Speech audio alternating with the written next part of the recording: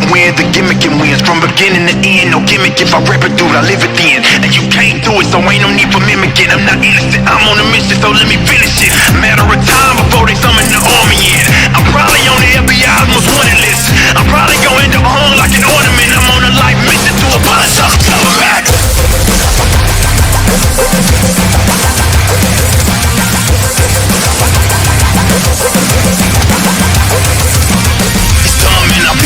So we gon' cut to the chase and get rid of metaphorical nonsense.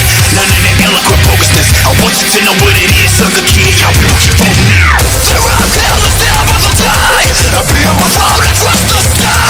It's all the phone, just get attached to the ride. After my strike, after my strike, after my strike. Believe me, this ain't the typical older government's corrupt, bro. That's too easy. You gotta take responsibility because you willingly give power to the state when it's the state that is your enemy. Stuck on stupid, you gotta be on it. Crowd the violence, but they got a monopoly on it. And you keep on buying into what that man say, not knowing that every man takes just as fast as die. Look around and tell me what you say, because it's coming down, coming down. Are you listening? Stop and look, this is what I made. Yeah, it's going down, it's going down. Now look, it ain't really hard to keep up. The politicians just hypnotize you with free stuff. More and more statism, and y'all people just eat up. You're crying and you protesting about the police suck. We're gonna black us up a time for life. It's just the bad, that's the life, so you gotta lie. Blow up the system by the time. Make a mistake, after mistake, after mistake. And sometimes you gotta realize that the same crap that you despise might be your demise. And 95 that you become more knowledgeable on subjects like economics that benefit not means on the internet. So when you mad and you get so combative, you gotta step back and take a stab at your own habits. The average man don't understand that he don't know. You can be free or be a slave, but you can't be both. Look around and tell me what you say, because it's coming down, coming down. Are you listening? Stop and look, this is what I made. Yeah, it's going down, it's going down. Open your eyes, the state you're in is a state of mind. Freedom disguise. The state you're in is a state of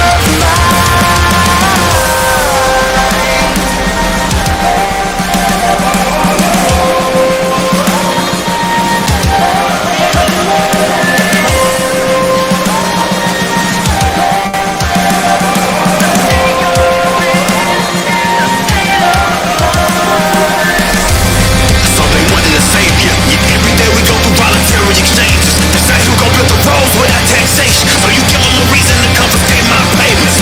And that's exactly what the state needs. For you to think you need them, but it's fancy. Maybe you see that they are what they sort to prevent. A monopolized corporation. It's called government. Look around and tell me what you say, because it's coming down, coming down. Are you listening? Stop and look, this is what I made. Yeah, it's going down, it's going down. Open your eyes, the state you're in is a state of mind. Freedom disguise. The state you're in is a state of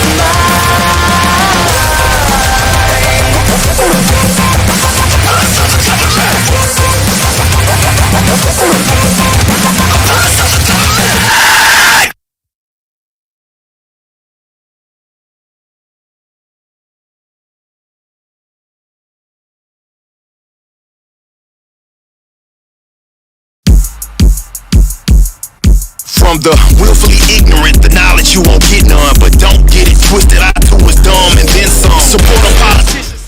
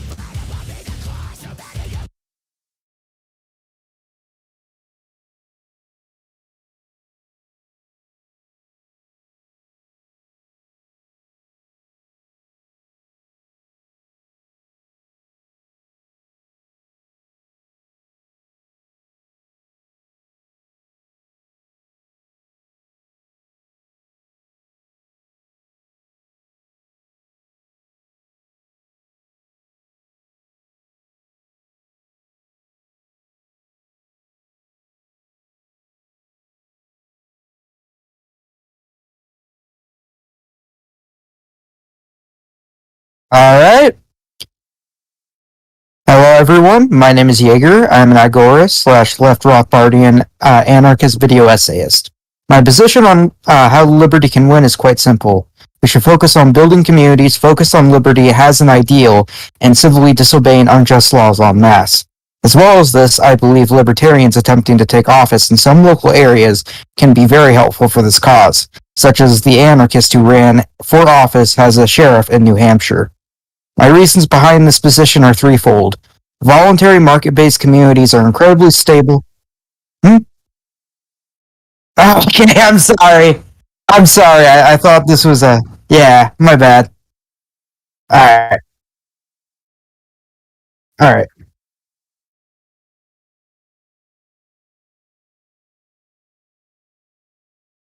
Yeah, sure. So I'm RH Legacy. I make, like the best, most indisputable content you'll ever see in your life, clearly. And I make content, focused on basically making the works of Rothbard, Hoppe, Mises just more accessible because, most people don't want to read Man Economy and State cover to cover. And then through national politics.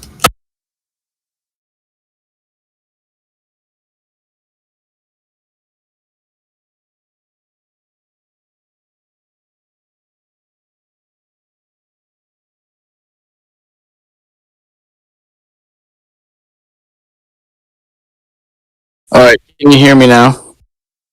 Sorry about that. I'm having some audio issues. All right, yeah. So I'm Prax Ben.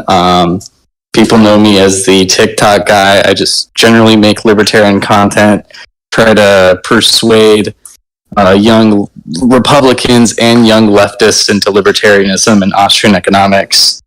My position is I value the social division of labor. And that's basically it.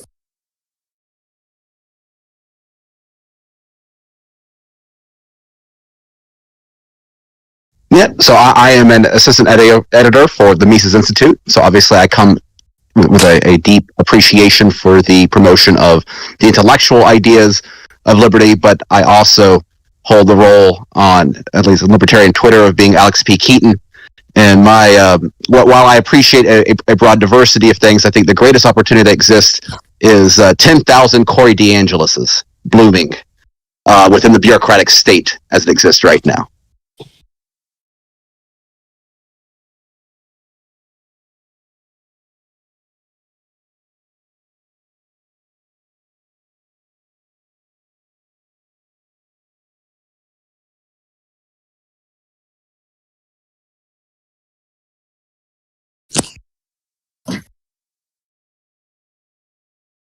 Alright, I guess I'll start back over with my intro statement right there.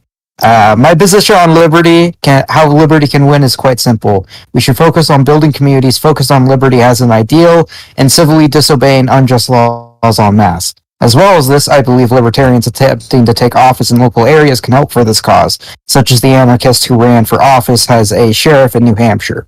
My reasons behind this are threefold.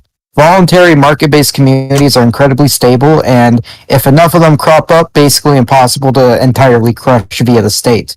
Disobeying unjust laws such as taxation, drug and firearm restrictions, and more, in enough numbers can and does make laws unenforceable. After all, the police are but a small minority of any given community, and if the community itself refuses to obey their rules cannot be enforced.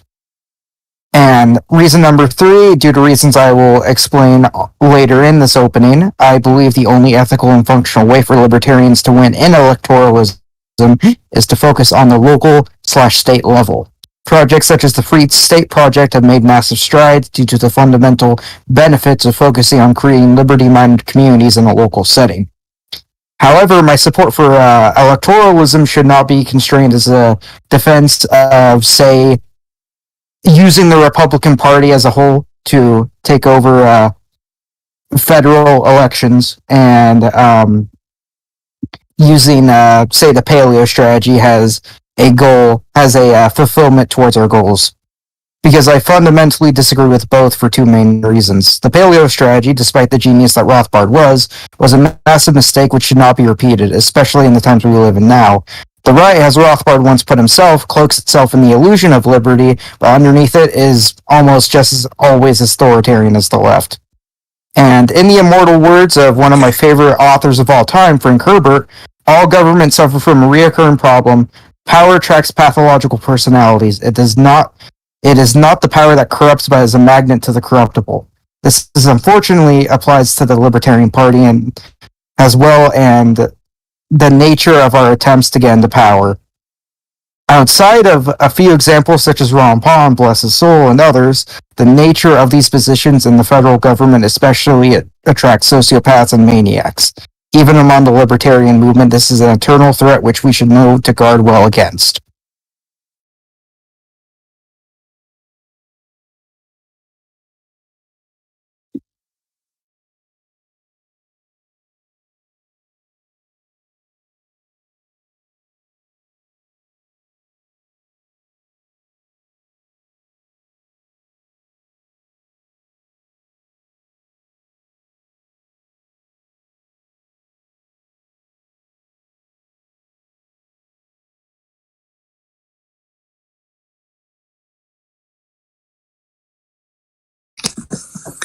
All right, yeah, so like I mentioned, I value the social division of labor. I almost think it's a little ridiculous to have debates like this, not to insult anybody here. I got a lot of cool people who showed up, and, obviously I'm in the debate myself, but the thing is, a lot of us are Austrians, if not all of us, and we appreciate economics, we appreciate sound economics, and something we learn in economics is the social division of labor and specialization. We see that certain people are better at certain things, and I think we shouldn't try to centrally plan, if you will, the liberty movement. There are extremely valuable places for many people to be. Some people might be able to specialize in agorism. Some people might be able to perform that much better. Some people might be better at just convincing people to embrace libertarianism or embrace sound economics, or just be better people in general. Some people are very valuable in government, protecting us from extreme laws. Like right now, we've got the new assault weapons ban they're trying to put through, and if Republicans block that, then I think those people are valuable where they are to a certain extent. But, if a law like that went through, we have certain people who have spent lots of time and effort with lots of skill in developing, 3D printed weapons and stuff like that. People building networks in which they can help protect people from these types of unjust laws. So, yeah, I don't really have this specific position where I'm like, oh, this is the exact strategy we should use. I think a lot of different skill sets are valuable. It's good to have the Ron Pauls who go out there in the high parts of government, run for government, introduce a lot of people to libertarianism. It's good to have the Michael Malices who get out there on podcasts and TV shows, giving good arguments, introducing people to radical ideas. And it's good to have the people out there, I forget the guy. Oh, Jay Stark. That's who I was thinking of. It's good to have the Jay Starks as well. Rest in peace. So yeah, that's my position.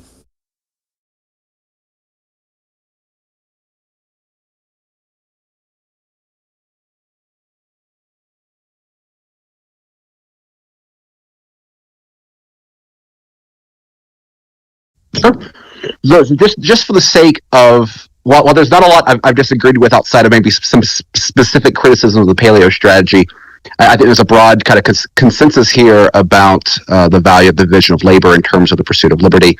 So to make this a more interesting debate, I'll say that perhaps to reframe some of my previous position, I think that it is a mistake to kind of view a strategy for liberty as being something absolute and amorphous, something that is purely theoretical. I think that you have to respond to the times that you're living in. And I think that ultimately, if you look at the history of revolution, right, the history of revolution, which ultimately I think all of us are in favor of, I think that a society that is grounded in the sort of values that unites us requires something short of a revolution of the modern world. revolutions are sparked first and foremost by a rejection of the status quo. And so I think that there's a position there where siding with kind of broader dissident movements of whatever the prevailing power structure is at the time, which I think today is this sort of globalist, culturally left, a corporate left dynamic here. The great opportunity that we have in 2022 is appealing to those that reject this current order. And so I think just much in the same way that Rothbard was responding to a specific political period in time throughout his entire career, right? I think I do not fault Rothbard for opposing Goldwater in '68. I do not fault Rothbard for opposing both the political left and right during his peak anarcho-capitalism and libertarian phase. I think that when we're looking at 2022, the potential allies out there are on the right, and I don't even want to kind of simplify it to the dissident right of like kind of edgy Zoomers online, but really I think the most radicalized group of Americans right now are Tucker Carlson watching boomers. And so I think that what we need as libertarians to get our ideas out there, winning over the theoretical sort of arguments with these individuals is less important than having these individuals trust us. And so if we have people that can speak to Tucker Carlson watching boomers, that they realize that we share the same enemies, and we share, perhaps in a vague sense, this sort of romantic idea. Particularly, I think we as Americans benefit from this heritage of liberty that's kind of grounded in oversimplification of American history, which I'm not trying to take it away from, but there's a gut sort of reaction to what is going on right now, that this is an opportunity for us to benefit from this broadly. And so from within that, what we should be aspiring to is that while I recognize that power does attract a certain sort of personality that often is very hostile to liberty, you're dealing with sociopaths and barbarians and business suits. I don't think it necessarily has to be the case. I think history has identified that there is an opportunity for great men to rise up within periods of chaos and to make the world they live in a better place. And I think it's a mistake to dismiss these past examples, even for specific criticisms we may have of these individual figures. Second side of it, though, is that in order for a revolution to work, the war must be able to fund the war. And so there's a dynamic there where so long as we have a very corrupted marketplace where money is allocated not purely through the market, but through political power, there is opportunity of directing this patronage to our allies and against our enemies. And I think that's a dynamic that, again, it requires dealing with the structure of politics in a way that can make libertarians uncomfortable, and I understand that. And I think that impulse of uncomfortability is important. I think that's a natural check of having these higher-minded ideas. And again, I don't think that is a fault. I do not mock people that have that view. I think some that go up and beyond making that sort of view are kind of losing scope of things themselves. But I think that there is an opportunity where we have right now a rising political faction that is demonstrating the ability to effectively wield power in a way that has benefited liberty. I'm obviously a big fan of Ron DeSantis. My liberty has absolutely been amplified by him having elected office. And my hope is that we will continue to see a trend within the Republican Party as it currently exists, not the way it existed in the past. It may not be as it exists in the future. I think there is an opportunity for us to take advantage of this broad-scale awakening of the true evils of the standing regime and to use that in a way to, again, elevate the friends and allies that we do have and punish those that do not want us to be able to have these sort of conversations and outright want us dead in many cases.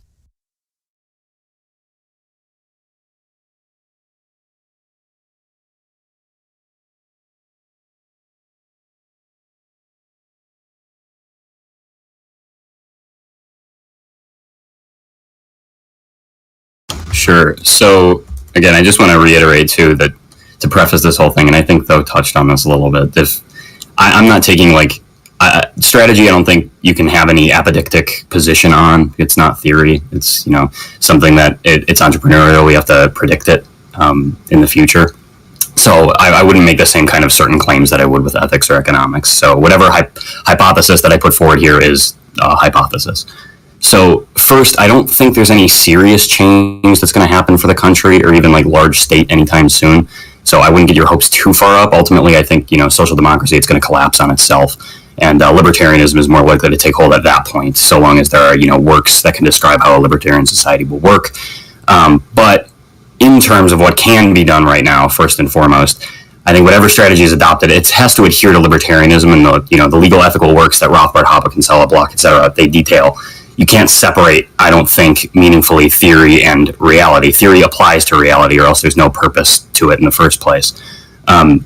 So to create an effective and just strategy, then we have to first of all be libertarians, and then second of all recognize how the state was created and then maintains itself.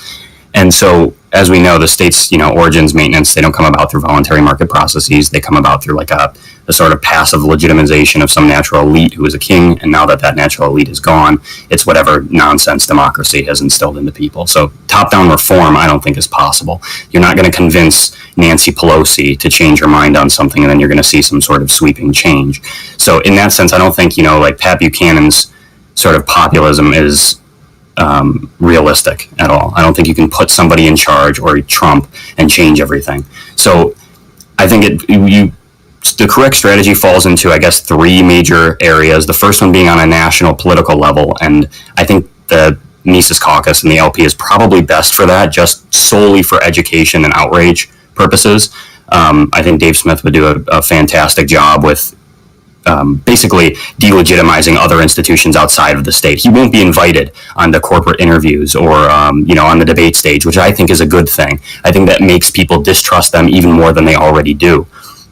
And then locally, if you want to see any practical change, I think the GOP could be useful in a lot of areas for people, so long as it's used for, like taking away the right to vote, or the right, quote unquote, to vote from people, and privatizing areas in such and such section. And then ultimately there's you have to establish some sort of institution, anti-media, anti-university institutions, things that will run against the current established information centers. And I mean, I think the Mises Institute, the PFS, LouRockwell.com, et cetera, they fill that role pretty well. But still, I think those should be emphasized at the end of the day, and they should be propped up and promoted instead of whatever standard established institutions there are. So.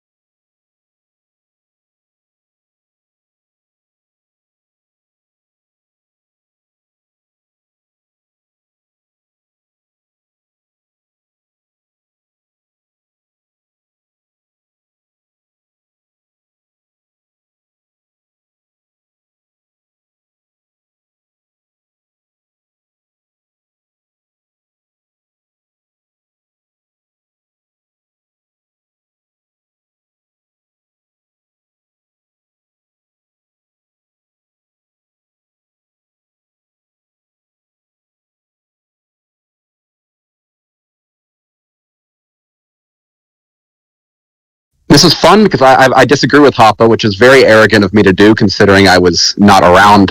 I was a wee lad during the John Randolph Society, and obviously I have great respect for Dr. Hoppe. But I think if you actually look, the paleo strategy was not a failure.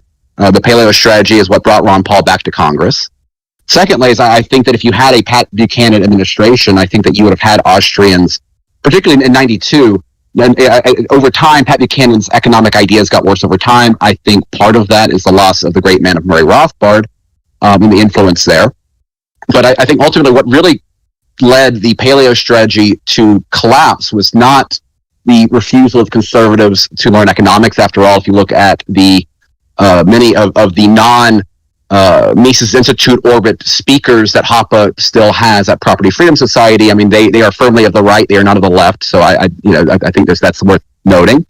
But I think ultimately it was 9/11 that brought the collapse of the paleo strategy. And I think this is actually reflected if you look at Lew Rockwell's political writings up through 2000, where Lew Rockwell had not given up on political politics, really, and he still had a very strong opinion. In fact, he thought that George W. Bush was the lesser of evils in that race, considering the options were Al Gore and John McCain. I certainly do not fault him for that. The issue is that, however, 9/11, and Lew Rockwell predicted this as well in December of 2000. Lew Rockwell warned, if there is a terrorist attack I think he explicitly called out Al Qaeda by name, that this is going to lead to the collapse of any gains made that had been made throughout the 90s. And so I think September 11th is what led to the mainstream of the Republican Party abandoning any of the gains that had been previously made throughout the 90s, which itself is kind of a rejection of Clintonian policies, which obviously were not nearly as extreme on the economic side of things, though the first 2 years of Bill Clinton were. But I think it was mainly the cultural war shift that really was kind of popping up. You had, I think this plays out, if you haven't read Irrepressible Rothbard, it's a very entertaining book, and I think it's remarkable how many of those cultural arguments that Rothbard was bringing up there are so relevant to today. And so I disagree with the notion that the paleo strategy was a failure.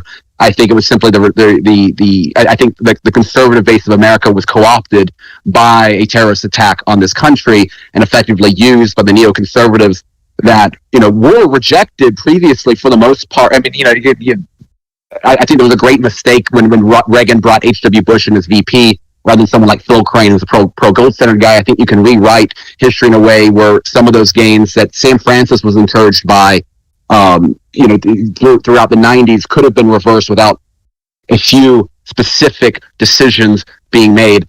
And so that is where I disagree with Hoppe on the sort of history of American right-wing politics. And again, I think if you look at, particularly right now, what matters, again, it's less the individual political leaders that rise up as much as the people that are attracted to them. I'm going to quote Lou Rockwell again, right? The Jeffersonians are better than Jefferson. The Jacksonians are better than Jackson. The Trumpers are better than Trump. I think this remains true to this day. And it's itself today, where you have Blake Masters winning a very MAGA Republican primary in Arizona.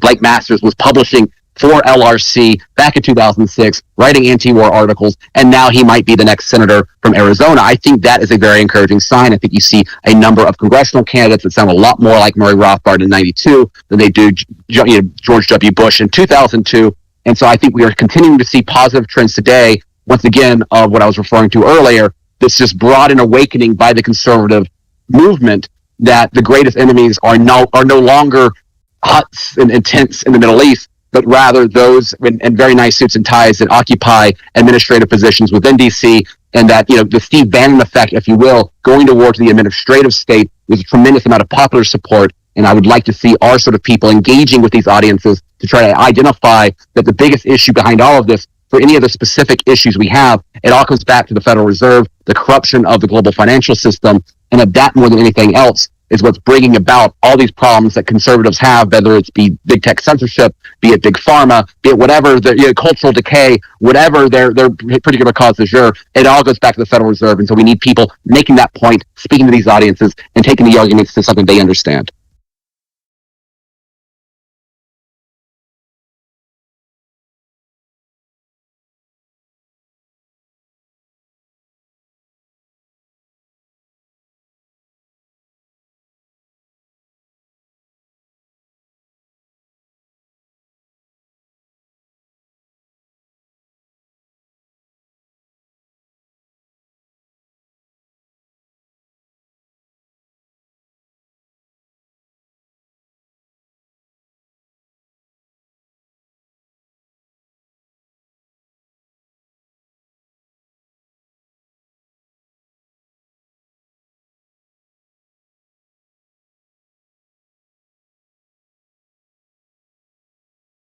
I mean, it's difficult to argue in hindsight because I don't want to, I think that if you see the consistency of Pat Buchanan on foreign policy, and I think this is something that has always stood out with, let's call it the paleo-conservative wing, back in the day, Pat Buchanan was better on foreign policy than a lot of Beltway libertarians, and I don't mean that as an easy, obvious, cheap shot, but I think ultimately, I think most of us here will agree, foreign policy has been such a major driver in the rise of the American empire that it is very interesting that these paleo-conservative figures continue to be, I think, some of the punchiest, some of the most consistently anti-war figures within American politics, even through the dark days of the 2000s. And so I think that Pat Buchanan's biggest weakness has always been, really, it's on the issue of trade. Though I think even, if you look at the works of Ludwig von Mises himself, obviously a tremendous advocate of free trade, but he had very nuanced views at times. He explicitly supported the role of tariffs as if you're dealing with hostile nations. matching tariffs of other countries to tariffs of your own. I think there's some nuance there. The difference between leveraging a national trade policy as something opposed to something explicitly in favor of protectionism as the incubation of industries here. Generally, I don't want to try to claim that Mises had the same trade views as Pat Buchanan, but I think that there's levels of nuance here that can often be lost in the celebration, rightfully so, of the international division of labor. I think that when you're dealing with the world as it exists, there are power elements that go beyond theory itself, and so I think the worst aspects of Buchanan, I would gladly take those in exchange for a rejection of neoconservative foreign policy. And while maybe Pat Buchanan would have, if Pat Buchanan was president in 9/11, maybe he acts the same exact way George W. Bush did. We don't know that. What we can judge is by his own record. And again, I'm not going to, not Ron Paul, right? I'm not trying to equate the two. But I think that offered the opportunity for a great shift. And I think that the current environment now, I think that, and perhaps I'm more optimistic than MRH here. I think that there very much is the opportunity for a great reset away from an American-led NATO, Europe as a vessel sort of state, to sort of an embrace of a global reset of a very different kind of a rejection of the sort of neoliberal global order and a greater respect for kind of nationalistic global order. When you see so many American allies not following along with America, waging financial war on Russia, I think that there are unique aspects of 2020 plus politics that create opportunities. Whether or not those opportunities bear fruit, again, I think is up to us to try to make the impacts, to bring allies along, to raise allies up, and to control those levers of power to make the meaningful difference that I don't think theory or agorism or more local sort of strategies, while I think great in their own right, I don't think that necessarily changes the international political sphere of things, where having better, not great, better people in specific positions of power can actually make a significant impact.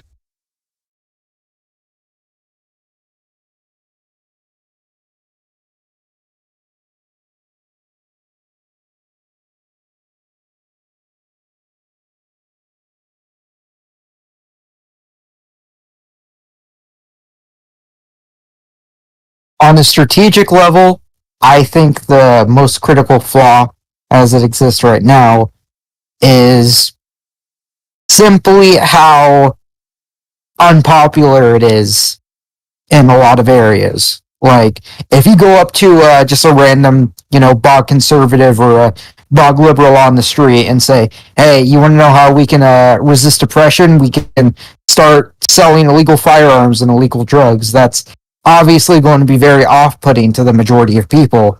And I think that's the main flaw that agorism presents as of right now. Just the simple fact that it's such a taboo, like what it entails is so taboo. Because, like I said, most people, because how they've been raised in the system that we exist in, if they hear, hey, we can resist oppression by selling drugs and firearms, they're going to obviously be put off by that.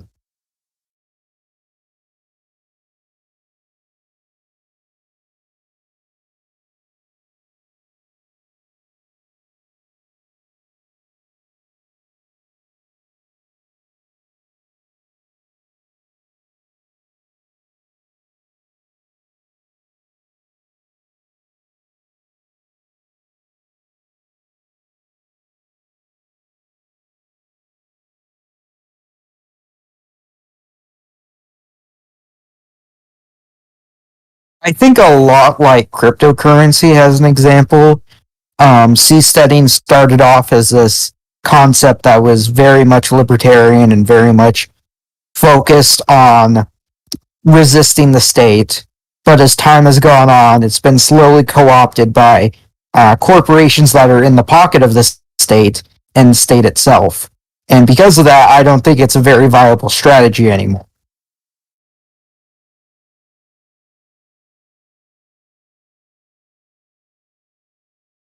Yeah, I mean, as far as I can tell, not that I'm some expert on seasteading or anything, I think it could be useful theoretically. It just seems like there needs to be a lot of wealth put into a venture like that in order for it to be effective at all. I mean, just the infrastructure to build something meaningful, build some society without completely isolating yourself from the division of labor is I guess monumentous. And then there wasn't there that one. I think there was that one seastead that was raided by like the Thai Navy, right?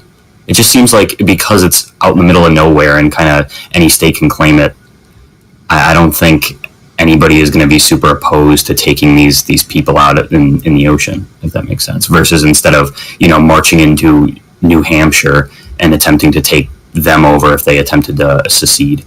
I feel like people have a lot less of a connection with somebody out in the middle of the ocean on some land or some seastead.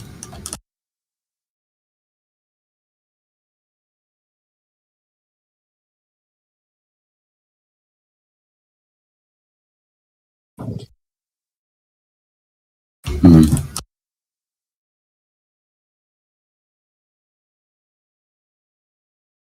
Yeah, I mean, it's a pretty interesting concept, and we've seen over time the actual cost of seasteading has significantly decreased. It can cost as much as a bit above average house, which isn't too bad, but at the same time, yeah, you are kind of isolating yourself. It does require certain skills that the average person may not have. It can't exactly be done on a large scale or even a little scale. It's an extremely micro scale. And yeah, there was the issue with like the Thai Navy taking over a seastead. It happened several decades ago in Italy. Some Italians, put a little seastead up. Didn't last very long. So it seems like just kind of making yourself a target rather than getting a larger group of people and doing similar things just on land. I think it's much more difficult to actually like issue an attack on people like that. When you put yourself out on the high seas where the state has the most control, then you're just kind of asking for trouble.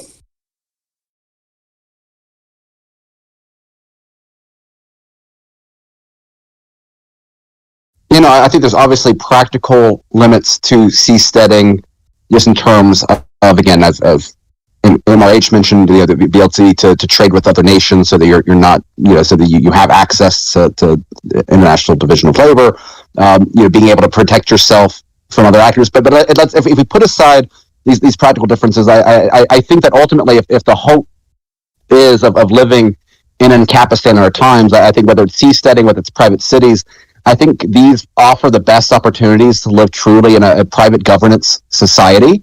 And so, more power to anyone that wants to try that as an entrepreneurial endeavor. And again, with the understanding that that there's going to be political ramifications. I know Prospered down in Honduras is having issues with a changing government there as well. But secondly, though, we have to recognize that if we were to live in a private governing society, there might be restrictions on things that we see as basic rights. I mean, whether that might be drug use, whether that might be, owning whatever guns you want to have. I mean, it's quite possible that these sort of private governing societies would have stricter laws than we would ideally want in our sort of theoretical libertarian world. And so that's an aspect there where I think the reality of what a private governing society actually looks like might be a little different than sometimes what we talk about. I think that's always something to keep in mind. I don't think that's an argument against it by any means. But I think that is an element that we should keep in mind.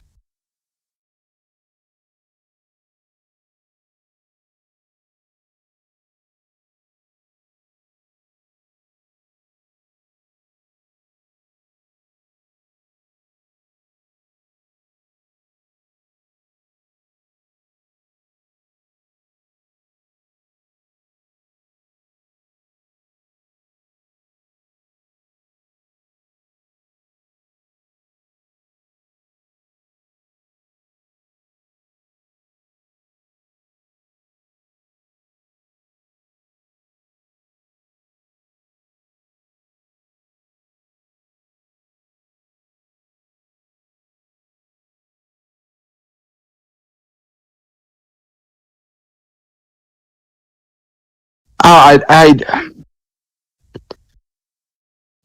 think there probably is a contradiction to a certain extent, but I think life is full of contradictions. You know, I think that if the outcome creates a freer society for you and your community and your life to live in, you know, I think that it is easy to kind of perhaps get caught up in certain sort of provocative statements that kind of challenge the thoughts of a certain audience, and then, you know, perhaps there's a role in that itself that might lead to the ways that we can communicate ideas from time to time. But ultimately, again, I think a great example to perhaps turn it into something more concrete is that I'm someone who has defended Ron DeSantis's restrictions on what private governments can do and enforcing vaccine mandates by private actors in Florida. And I think a big part of that is the recognition that, you know, the society that we live in is very much influenced by intervention. And so therefore, if we, you know, we do not have a property rights society, we have a civil rights society, and ignoring the realities of the power structures that exist in pursuit of a theoretical ideal, I don't think that consistency produces liberty. You know, ideological consistency produces liberty in practice. I think ultimately there is a dynamic there where your liberty is best protected by being surrounded by powerful forces that care about your liberty. And, you know, this is a view that I've changed my opinion on over time. This is not something that I do not take lightly, and I understand why it bothers some libertarians, and again, I respect them being bothered by it. I think that having those checks and being challenged on these things is a very good thing. I do not try to avoid these sort of hard conversations, but I think ultimately there is a dynamic there where the ends, to a certain extent, can justify the means if the outcome of that is a freer world for you and your family and your friends and your community to live in. Because ultimately, I care more about living liberty in practice more than I care about liberty in theory. And again, it's easy to, and the thing is, it's absolutely easy, and this is kind of a flaw in human nature, right, to then take that to extremes that become detrimental to that main goal. And that's why I think ultimately what it matters is not trying to avoid holding power. It is not avoiding having influence in the state, but whether having wise people grounded in the right ideas controlling the guns. And I don't think there's any substitute to having wise people being in control of violence in society, the legalized use of violence in society. The exception being, again, even in a private governing society, you might have restrictions on what we think are natural rights. But, you know, that itself, I think, is, you know, if that is a contractual agreement, right? If you agree to live by those terms, then, you know, there's more nuance here than simply, I think, repeating the nap ad nauseum will generate. Am I allowed to add something to that? Yeah, so I kind of fall in an in-between place between Tho and Liquid Zulu, right? Because I understand arguments from both sides. But I think something to really think about is, do any of us really genuinely care all the time if we're inconsistent? Like, Tho obviously touched on that, but like, think about this. If someone guaranteed me that we could get rid of every single gun restriction in the US and, let's say, get rid of like a significant amount of like healthcare restrictions that I'm against, certificate of need laws and stuff like that. A whole bunch of these things that would significantly get us closer to our goal. If only I forcefully shaved Liquid Zulu's head. I mean, that seems like kind of an NAP violation if I forcefully shaved his head, but at the same time, I mean, that's a lot of good things that are coming out of that. I'd probably do it. You know, I would do it. I would shave his head, and it would be funny. But if someone said, oh, you get all these things if you nuke Japan, then, you know, maybe I wouldn't do that, right? So the first thing, it may violate the NAP and it may be technically contradictory, but like, do we really genuinely care if I do that? I mean, there's obviously certain areas where it's like, okay, you kind of can be contradictory, you kind of can break your principles to a certain extent, as long as you're getting good results. Can I interject? All right. So, the thing that I have with this is I think it sounds nice, but ultimately it's just one giant appeal to like people's intuition. And I mean, whatever the use is of this, basically consequentialism that's being advocated here. And I know like people get bored of, libertarian theory and whatever and whatnot, and they don't want to hear, NAP repeated ad nauseum and everything like that. And that's fine. But the entire purpose of, I think, bringing up the fact that you contradict yourself when you make these claims is that your claims become nothing. Like when you even ask the question, why do we care? If you were to try to say, I don't care, or that you should shave his head in such and such circumstance, that claim becomes nothing. It's necessarily wrong. It contradicts the presupposition that you have in participating in this argument in general. So I mean, like, yeah, it sounds good and nice when we say, like, I would support aggressing on somebody for the sake of approaching a more voluntary society or anything. But that claim, as I think Hoppe has proved, is wrong and indisputably wrong. It's hot air.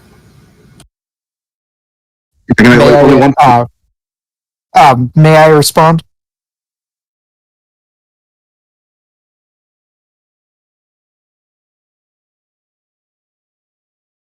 I think the main issue with this line of logic, like what Prax Ben said, say for example, shaving Liquid Zulu's head would grant us a bunch of freedoms, theoretically.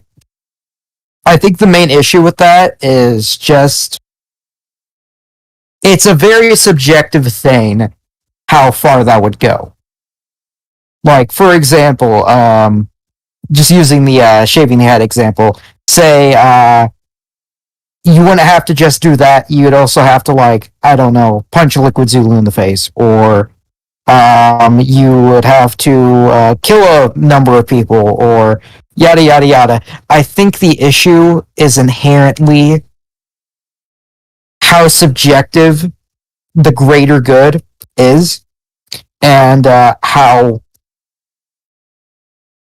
what's the best way to put this? How it would be very difficult to draw a line as soon as you start crossing anything. My point, I have 2 points there. One is that while I appreciate the works of Rothbard and Hoppe on this, it is worth noting that I think this sort of utilitarian perspective of liberty in the state is obviously very well reflected in Mises's works. And again, I'm not trying to just kind of take the shortcut of an appeal to authority there, but I think it is worth noting, though, that when you look at the work of Mises endorsed a variety of tools that would offend a Rothbardian, and did offend a Rothbardian, right? Like, that's how you got the anarchist, the anarcho-capitalist sort of a fraction from the traditional Misesian orthodox there. But I think that what Mises was looking for was a liberal society, and I don't think that he was full of hot air in his perspective to it. The second point, though, is that while I think perhaps the example of shaving a head, for etc., can leave things to a kind of some of the fun libertarian thought experiments. Again, I bring up once again a very concrete example: is what was Ron DeSantis right to ban private businesses from enforcing vaccine mandates, with the recognition that these vaccine mandates were very much pushed by the regime, that private businesses particularly large corporations more than small businesses, had an incentive to following the regime's line, that we have a financial structure that benefits large corporations at the expense of smaller businesses, and therefore that itself leads to a consolidation of corporate power in a way that I don't think we can be blind to. And so if we turn it back to very concrete modern day examples, I'd be interested in I apologize for kind of stepping on your toes there, Adrian. I mean, how would other people here see something like that, where, again, obviously you had something that defended the individual health, the right of bodily autonomy of Floridian employees at the expense of the property rights of owners, particularly given that we're living in a civil society where free association is not allowed and not legalized. If given the world we live in, if we only defend if we do not engage in a civil rights perspective of our own people, of our allies, of political dissidents of the regime, does that not lead to a situation where we're guaranteed to lose because we have allowed the entire legal system to be explicitly biased against us? I mean, like, just to add in, I don't think these businesses that are enforcing whatever vaccine mandates they want, I think it's reprehensible and horrible, whatever they're doing in such a circumstance. But I don't think that gives anybody the right to take away their property rights in any circumstance. So, no, I think Ron DeSantis was explicitly wrong in doing it. What he could have done is he could have just said, if the federal government enforces anything, I'm not going to do it. But he decided to, ban everything or, enforce his rule on everybody else. And I don't want to bash on Ron DeSantis too much because I do think that what he did with lockdowns is great, other than maybe, Kristi Noem. But when you bring up like Mises' utilitarianism, I think Mises' utilitarianism is expressly wrong. And just like if you were to make any contradictory claim at all, you could justify any ethical system, which I think you're doing. I think you're working with an ethical system and applying it to the world. You're just working with a different one than I am, and I think it's wrong. So if you were to say, yeah, obviously, Ron DeSantis's vaccine mandates are both good and bad, and then derive some conclusion off of that contradiction, you can justify anything whenever you want. And then further, just because you say, we live in a civil rights society, and I agree. I mean, it's horrible. There's no such thing as civil rights. That doesn't exist. But just because we live in it doesn't mean that we get to then enact that dictum onto other people. So, if just because that guy over there owns slaves doesn't mean that I get to own slaves. No, I can stop the slave owner, but I don't get to own slaves so that I can compete with them. We're not for fairness or equality. I gotta agree with MRH here. To expand on my point before, the issue with this pragmatic point of view, like MRH said, is you can justify anything with it.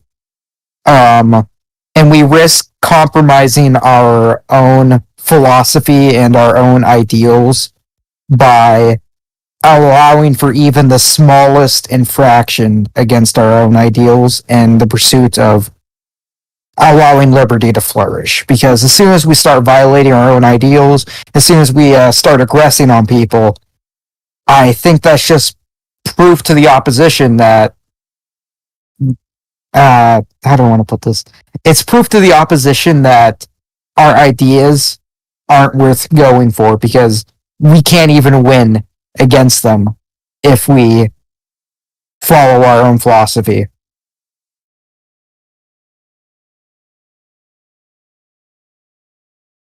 I mean, I think even if you assume that in the case that, you might, maybe you make inroads for some, let's just say you kill a baby, I don't know, or let's say, you punch somebody, you assault somebody, and then you free a city from, a state just dissolves somewhere out in Iowa. The idea that you ought to then punch that baby, I think is incomprehensible. The statement is nothing.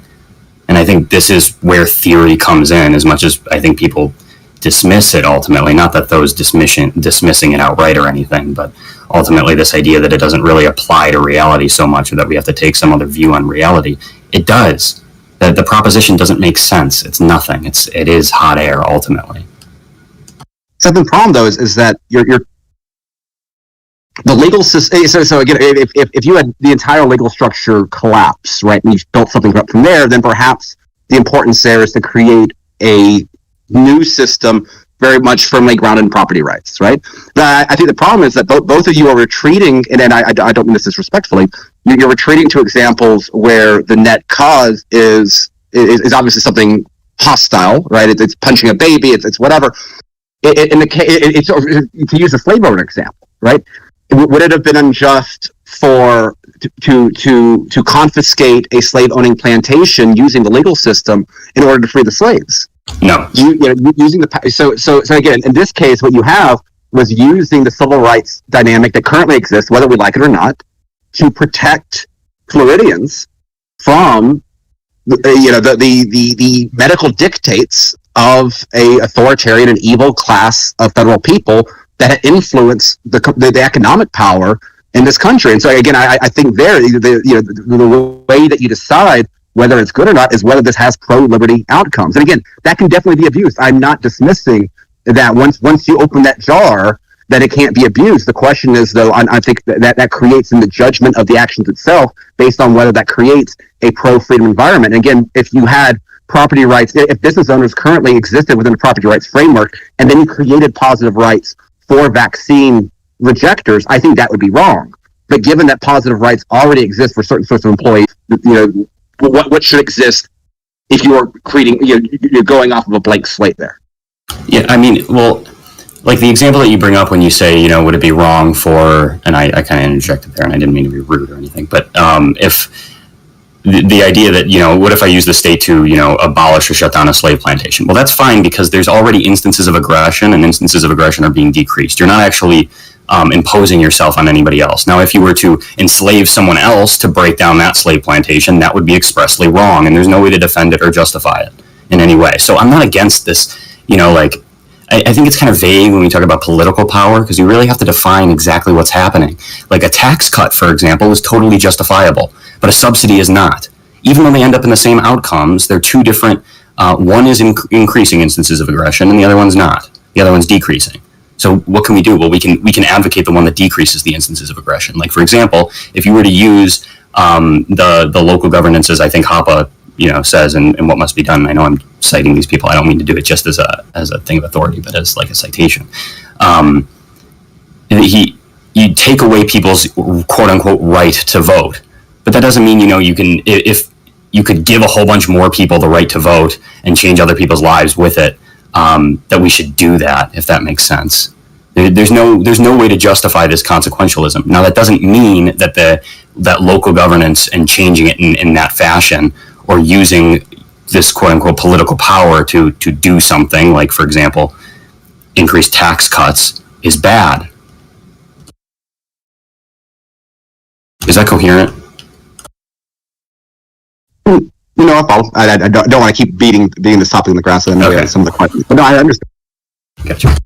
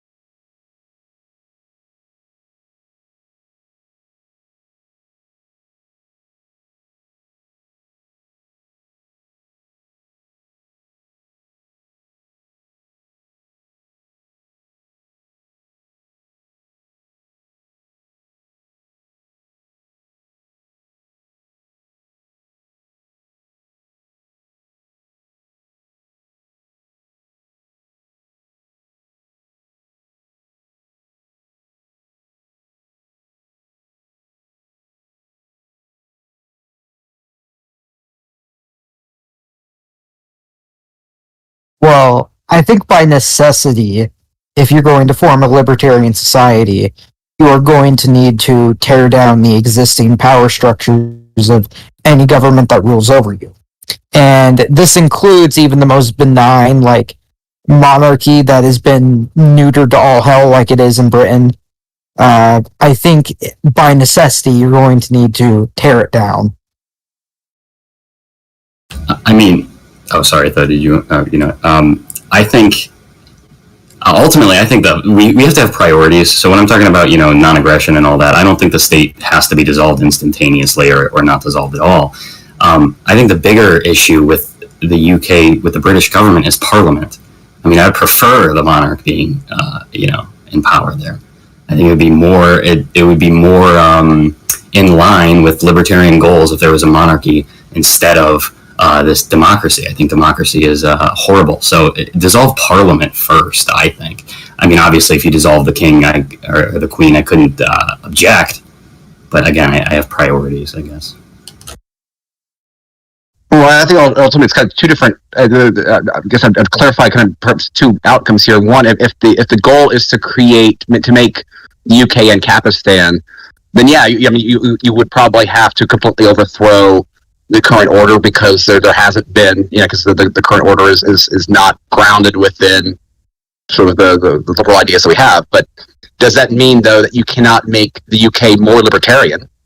I disagree on that. I think that within the democratic system that the UK has adopted over time, I think at that point it becomes very similar to what America has become. You need very much the similar sort of populist dynamic of being able to create a political movement that will achieve more libertarian goals, not ultimate libertarian goals, but more libertarian goals, where we'll roll back the state in its current size. And in doing so, you have to energize the electorate by appealing to their current wants and demands. And I think that, unfortunately, I don't particularly know why the current state of UK politics is as horrific as it's been. They had the great victory for Brexit, and then all kind of went down the hill after that. Maybe Brexit, kind of took up too much energy for something that, while I cheered on as American, perhaps did not have a tremendous amount of day-to-day improvement of the lives of British people, and so that moment has kind of been wasted. I think that you could perhaps critique current political leaders of the current state of things. The other side of it, though, is that ultimately, again, the biggest issue we have within the West right now is, while obviously tons of horrible politicians, right? Not to take the administrative state, which is often even worse than the politicians themselves. Ultimately, this is all financed by central bank financialization, and that allows for the government to get away with far more than it would be if it was still relying upon the taxes of the people. And so, first and foremost, I think ultimately any cause in terms of the sort of radical political reforms that we want, while I think it would be great to have a massive change in political policy, while I'd love to see the purging of a bunch of bureaucrats, administrative state, I think ultimately at the end of the day, the question is, how can we restrain the powers of central bankers in a way that directly subsidizes these states that are themselves the problem? And so I think that itself, kind of adjust these sort of conversations to a very specific sort of niche. But I think ultimately those are the real big questions within the operating frameworks that we have to get serious about.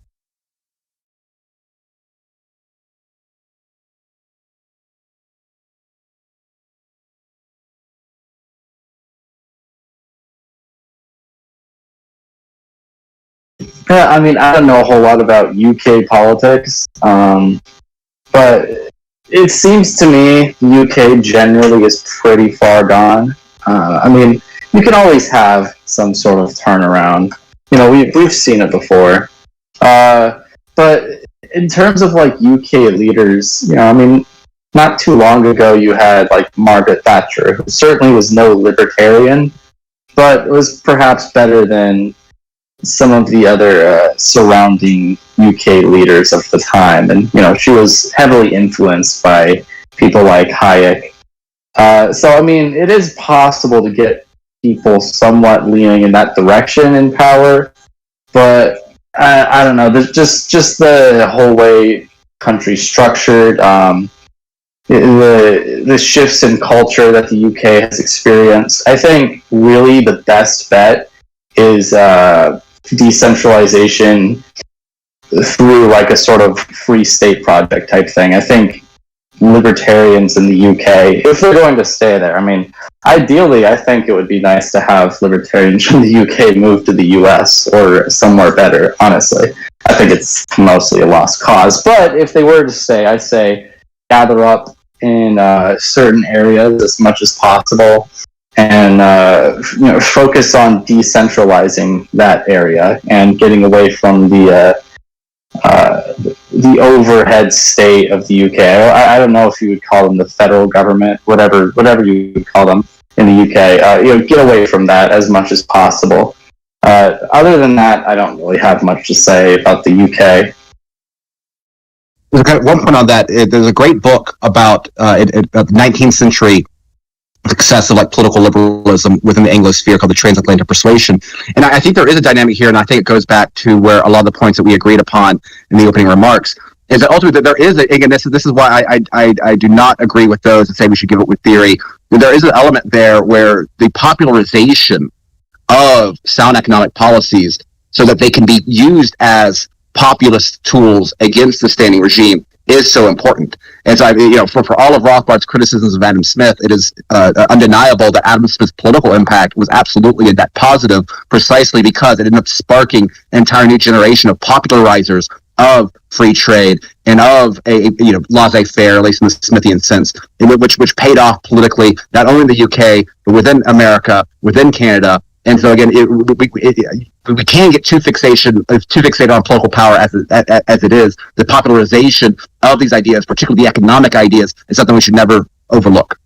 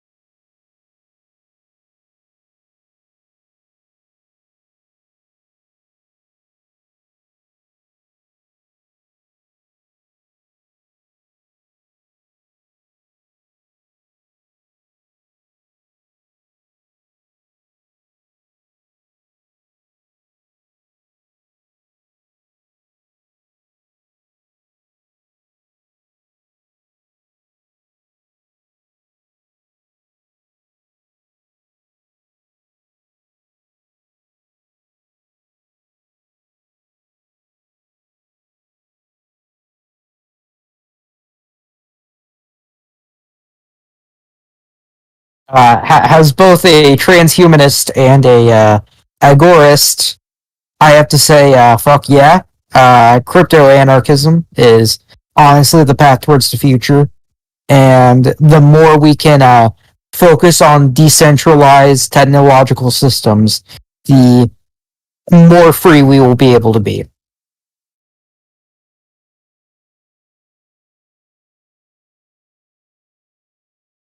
Well, I mean, can somebody tell me what crypto-anarchism is? Like, I feel like, is there going to be like a neo-anarchism and a paleo-anarchism? Why can't we just be anarchists?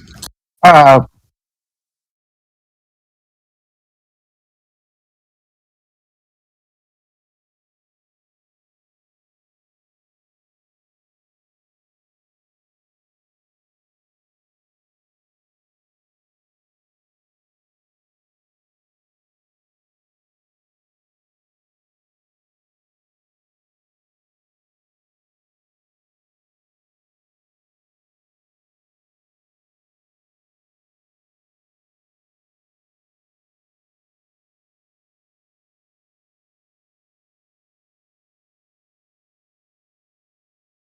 Bitcoin, blockchain and Bitcoin and stuff like that is one of the topics that I have very little knowledge on, so I probably shouldn't speak on it much, other than just, I'm not against it.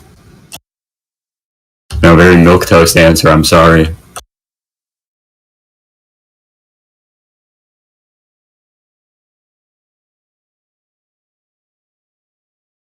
Yeah, I mean, things like cryptocurrency, they can do things to an extent.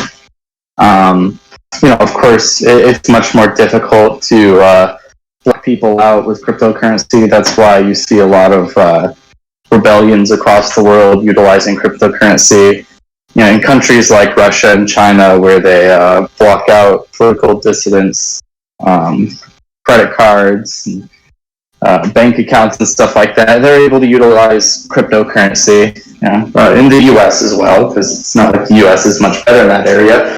But I mean, it's certainly not what's going to save us. I would say that.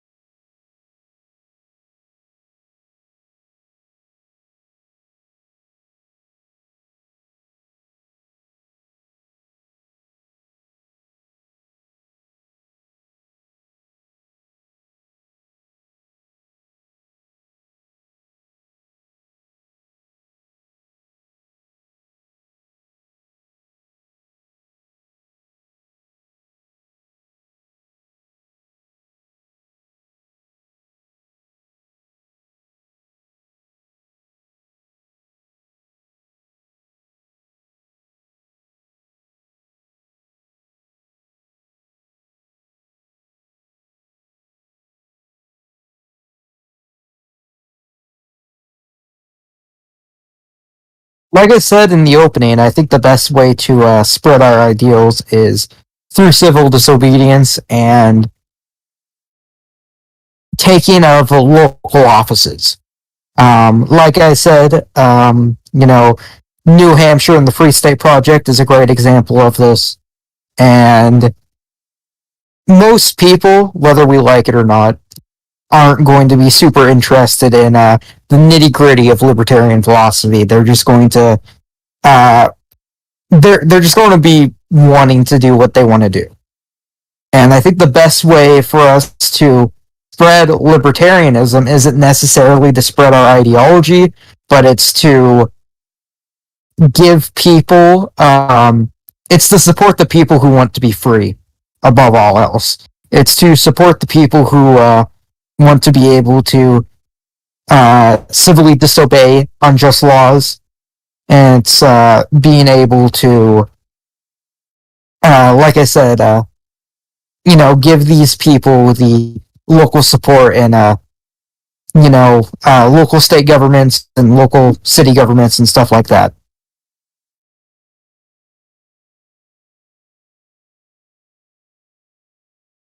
Yeah, I mean, I don't really disagree substantially with like a local level thing, but I do think that there's a place for, the Mises Caucus, or even, I mean, I'm not totally against somebody using the Republican Party for the same purpose, but like Dave Smith, for instance, I think people pay attention to politics once every 4 years, and as such, we should probably run somebody or get somebody out there, like with the name Libertarian, who can express these views. I think Ron Paul did it back in 2008, 2012, but I don't know how effective the Republican Party will be for that. I think Dave Smith is the way to spread the message, I suppose. Can you hear me? Yeah.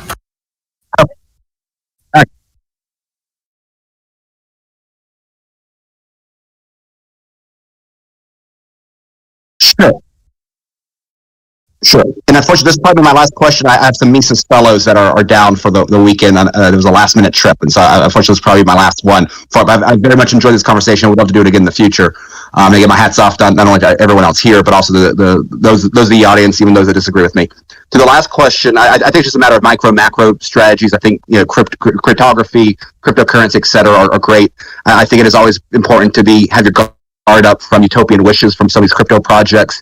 And so it's always important to be guarded, but I think that's true whether it's private cities or Seasteading or any of the other sort of utopia, anarchist sort of projects out there. But ultimately, though, I mean, one issue when it comes to crypto is that if only anarchists are the one using it, then while I think there's still very much a value in that, it does limit its value in terms of being a medium of exchange to the division of labor, broadly speaking, in ways that we can't overlook as well. I don't think that's going to solve things by itself. To this point, though, I think one of the aspects of a two-party system, again, for one, that's what America has. This is why I'm very skeptical of the LP strategy. I appreciate Dave Smith as an advocate and a messenger of these ideas, but I don't think necessarily a Libertarian Party campaign will do much more to motivate it. There's a second side of it, though. We don't necessarily have to elect at the top of the ballot our people into these positions. If you have them then appoint our people to lower level positions that have jurisdictions over government funds, over regulatory policies, et cetera, et cetera, et cetera. If for example, if there was a follow through over the Trump 2025 memo that came out a couple weeks ago, right? And he's going to purge 50,000 bureaucrats from the administrative state. While I'm skeptical of follow through, because everyone should be very skeptical of follow through. Let's say you had a scenario where that did happen.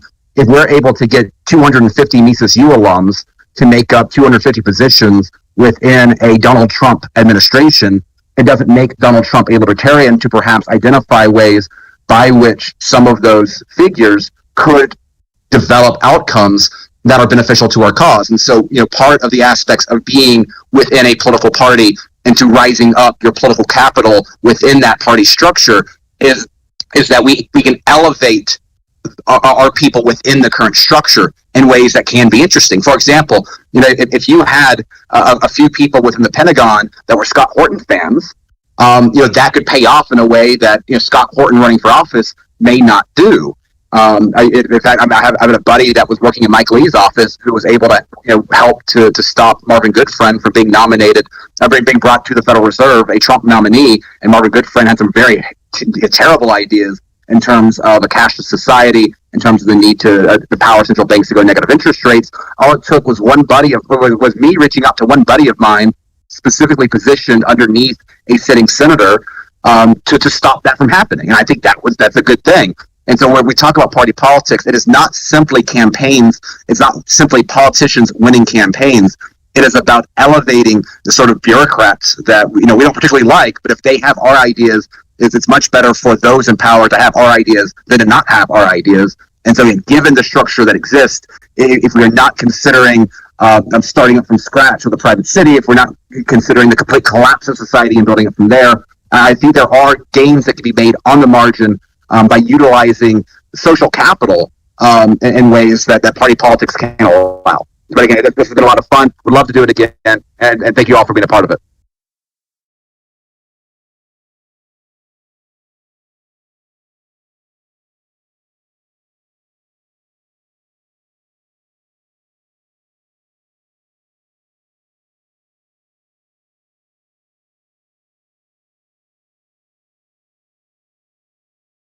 I guess it was my turn to answer the question.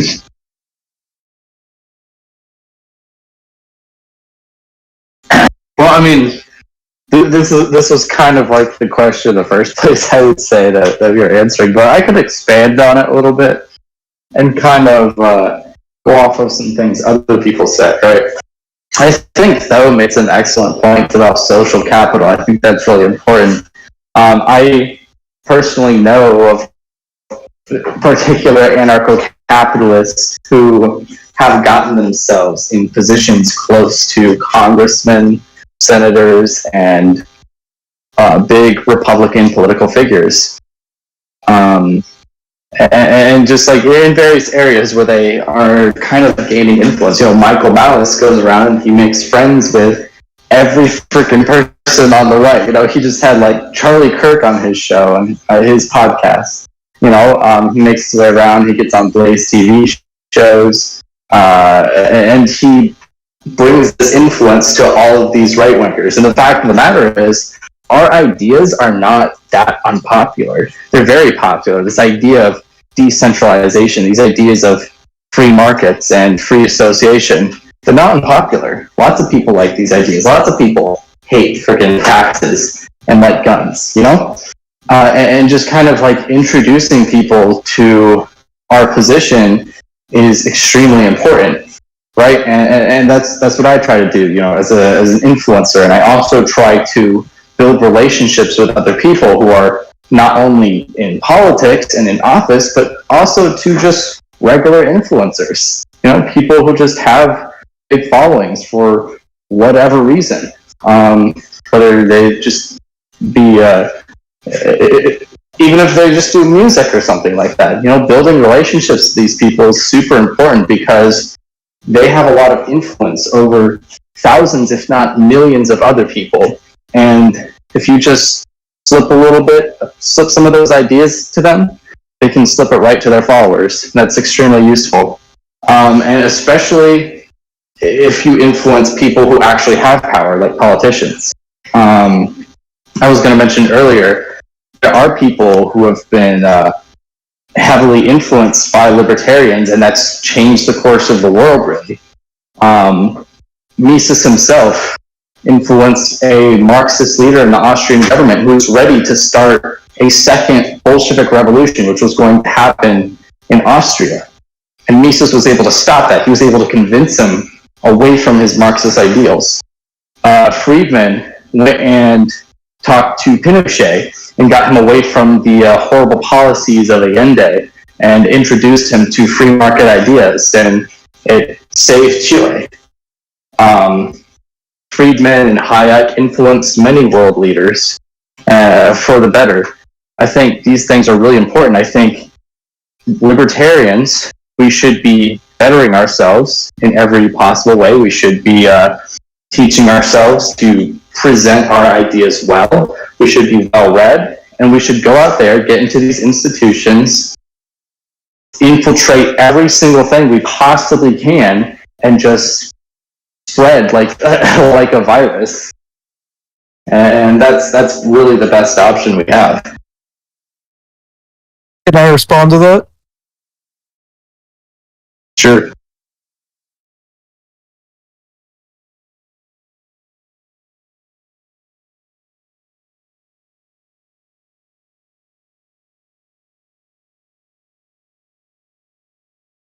Yeah, this is a great question. Unfortunately, I did not know the answer to that. I was actually just looking for it. I will find it. I promise you, I will find it. I'm sure somebody here knows.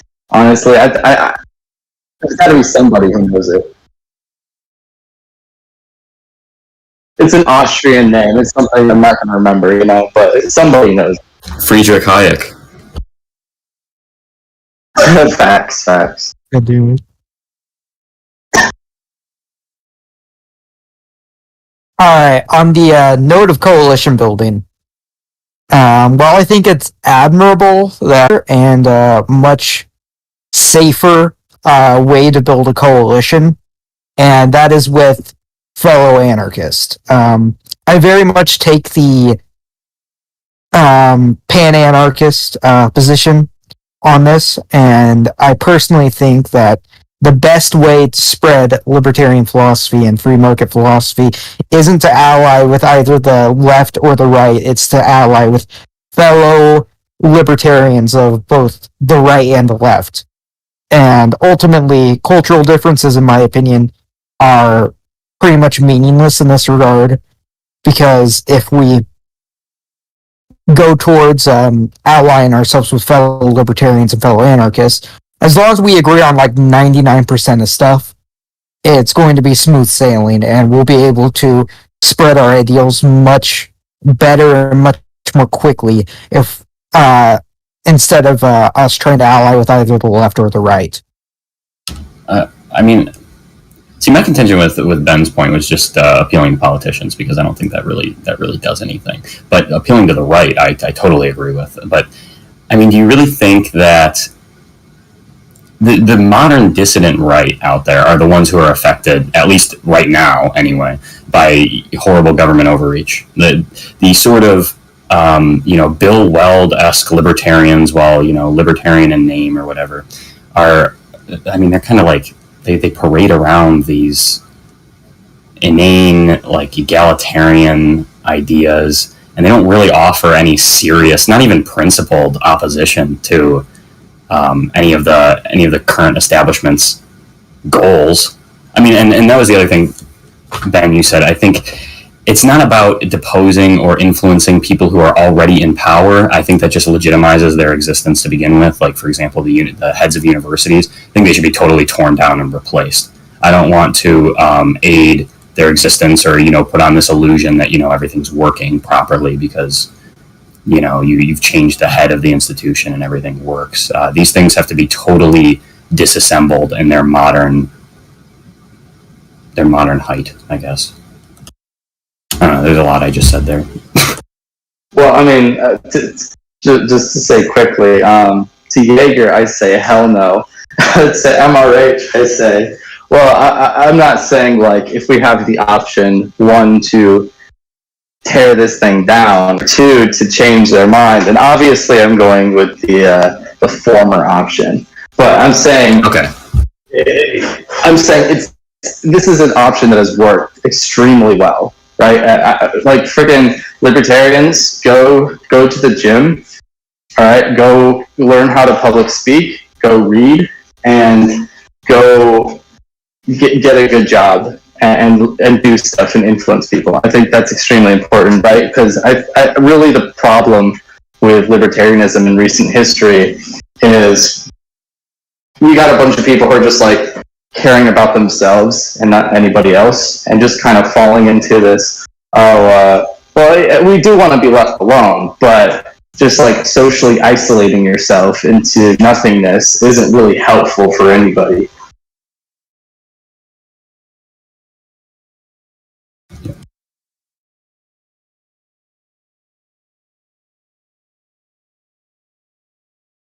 Yeah.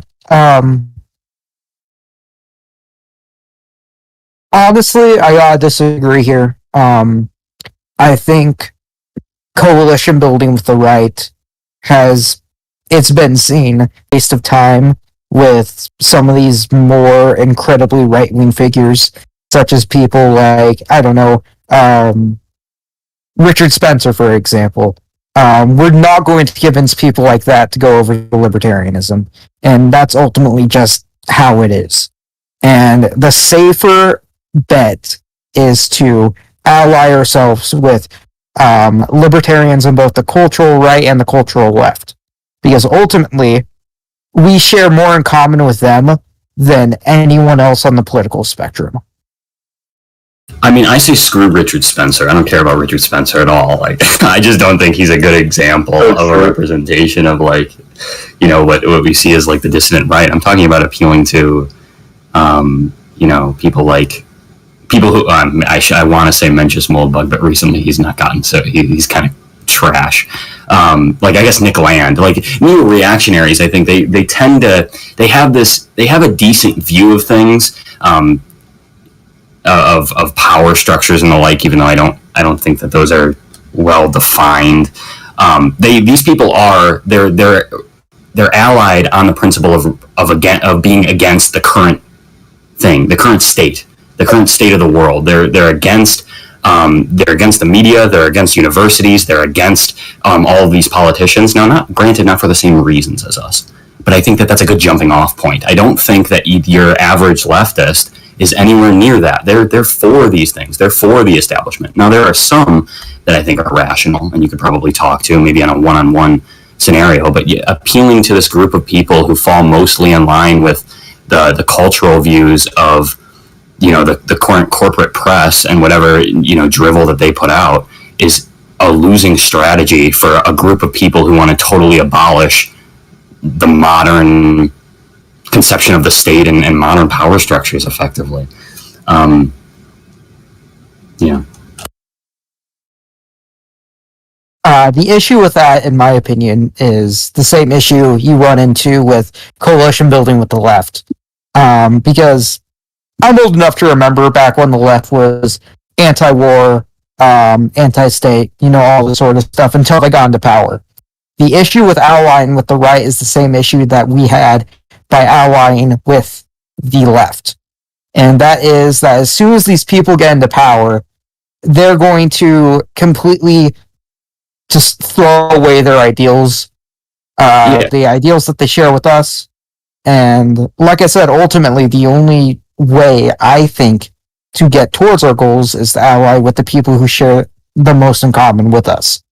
Yeah, I mean, look, I'm not saying compromise. I'm not saying, you know, we should support rightist types getting into positions of power or anything like that. That is not what I'm for by any stretch of the imagination. I'm for appealing to this group of people, by and large. Like, I mean, I think what Phil Bishop said about, you know, Trumpies being better than Trump. You know, I think Rothbard, I think he gets that from Rothbard, because I think Rothbard said Taftians are better than Taft or whatever, or maybe it was somebody else, and that's entirely true. Lou Rockwell said it. Yeah, that's it. But I think it's also more, and earlier, and I probably should have addressed this, I think it's more than just a cultural difference. I think there's a serious philosophical difference between these people. I think this, you know, you have leftists who just hold on this deep-seated idea of equality as if this is something that should be beholden, when libertarianism is absolutely anti that. So I don't know how we expect, at least the right, and especially the dissident right, recognize equality as some fake nothing position. And that's something to go off of in terms of convincing people. You know what I'm saying? So I personally know John Doyle and Vosh, right? John Doyle, the self-proclaimed right-wing authoritarian, and Vosh, the self-proclaimed left-wing anarchist. And I have far more in common with John Doyle than I do Vosh. And I have far greater chance of influencing John Doyle than I do Vosh. And I think Vosh is a far more evil and vile person than John Doyle is. And I do have plenty of problems with John Doyle. I've had plenty of arguments and issues with him, right? But the fact of the matter is, most people on the left are far too gone, if not all of them, essentially. I still build like personal relationships with leftists because I found that it is helpful if you actually build good friendships with people. I've seen a lot of them kind of get swayed over, and the same things happened with right-wingers. But with the left, you're not going to have any sort of large-scale or even semi-large-scale partnership in any conceivable way. It's just not going to happen. It's never going to happen. It's a pipe dream. You can have that with the right. It is entirely possible. I have a far greater chance of getting with like I'm the people like John Doyle, or worse. They're going to call me a Nazi and a fascist and whatever, just because I'm not an anarcho-communist, right? Like, but the people on the right are going to say dumb stuff too, atomize individuals and blah blah blah, whatever, you know. But the fact of the matter is, the people on the right are still going to respect me far more than the people on the left respect me, and they're going to listen to me far more because of that. Two things here. As a response to Vosh. Vosh is not an anarchist. I can say this for sure. I agree. I said self-proclaimed for a reason. He's like a CIA plant. That's how I think of him. True. And second of all, the only reason, in my opinion, why the right currently is more responsive to libertarian ideals and libertarian strategies is because, simply put, they're not in power right now. As soon as they get into power, they're going to throw us under the rug like they've done pretty much every single time. And this is ultimately the issue with allying with authoritarians on either side. Whenever any type of libertarian helps an authoritarian get into power, the libertarian gets run over. You can see this on both the left and the right, from, you know, the anarchists assisting the Bolsheviks during the Russian Civil War to, you know, what's happened with the paleo strategy. This happens basically every single time we try to help with authoritarians. I think it's a folly to think that doing this again will result in anything different.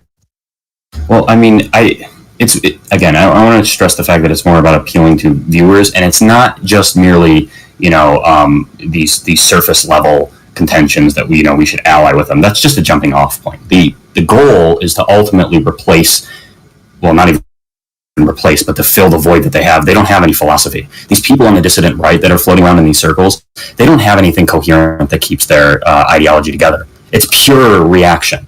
That's why you have a radically different. You have Jared Taylor, who's a member of this dissident right group, and then you have, Lauren Southern. These people do not share the same kind of values, but yet they're still in the same group. So I think what libertarians can do, and this is something, Hoppe and Rothbard have lined up, is give them a foundation, and then eventually, hopefully, they won't turn on us because they now have one. The problem is when we try these and then we don't succeed in giving them a foundation, and then they turn on us. That's a problem. But then your other option, I mean, sure, you can appeal to some anarchists, but how many good left anarchists are there really? I mean, you might try to appeal to some of the Bakunin supporters or like actual Proudhon people. But what percent, if ANCAPs make up a very small percentage of the population, what do those people make up? I mean, they're probably less represented within all of anarchism than we are in the entire population, I would think. Frankly, I'd rather side with a neoliberal than anarcho-leftist. Yeah, I think also too with that they have an anarcho-leftist generally. I mean, I don't even know if you might not even consider these kinds of people anarchists, so I don't know if I'm not trying to be disingenuous here, but I think a lot of them who call themselves that, which is the grand majority of people who we think of when we say left anarchists, are these people who don't care about property at all, who want to totally, I mean, well, really, as any leftist, they're totally at odds with everything we believe, despite sharing that anarcho prefix. Versus, somebody who, like a John Doyle type, who, he has some misplaced ideas about the state, but that's because he doesn't have any deeper philosophy to back it up. He just puts it on some, transcendental nothing. Give these people a framework. That's what I'm saying. I think this mostly boils down to what you consider to be left, and what you consider to be anarchist. Because personally, modern anarcho-communists, I do not consider them to be anarchists at all. The last time anarcho-communists were anarchists was back during Moldova, and Lenin went in there and completely fucked everything for them. Yeah, fair enough. Oh, Yeah. Sorry, go ahead. It's all right. I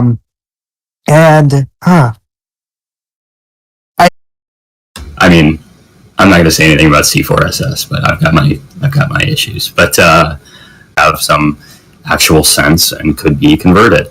My question is, how big is that group? I think it's nothing, basically. I mean, again, you can do these conversions one-on-one, but you're not convincing a group like I think you could probably get away with some of the dissident right. I think the group is bigger than what you give credit for, and this also goes on to my other opinion on this. I think most people inherently are apolitical. They're completely removed from the political establishment and the state and all these other things. Basically, all they do is go to the voting booth every 4 years and vote for red or blue team. And because of that, I think coalition building with specific political entities isn't as important as reaching out to local people and communities and, stuff like that. Okay, fair enough. I mean, on the contention that if the group is really bigger than it is, I don't have any numbers or anything, and that's kind of empirical. So I'll, if it's bigger, whatever. There's 8 of them.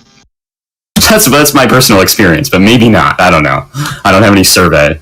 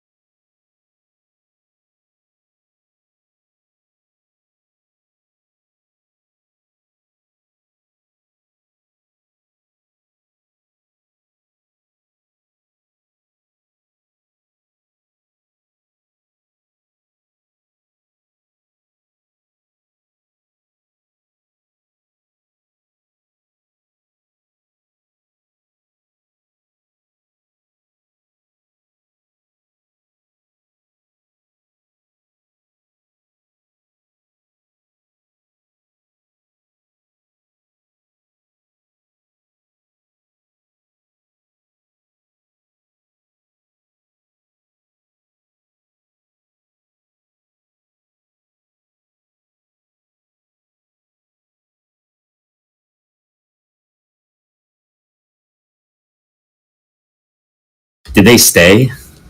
Sorry, I don't mean to interrupt you, but I'm just wondering if they stayed in the movement.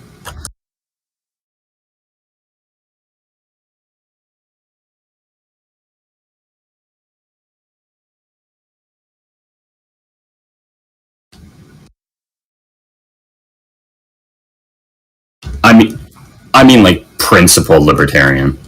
Not if they are, I'll defer. I don't know for sure.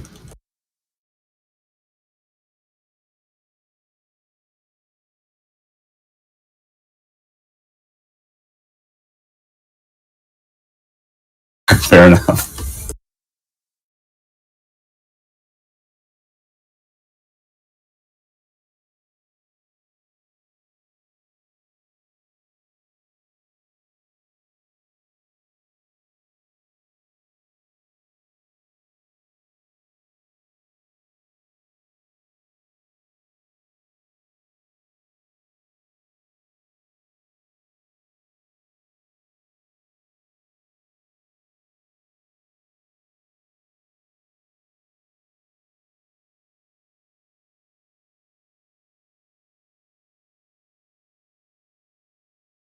Sure. I mean, I'll concede that.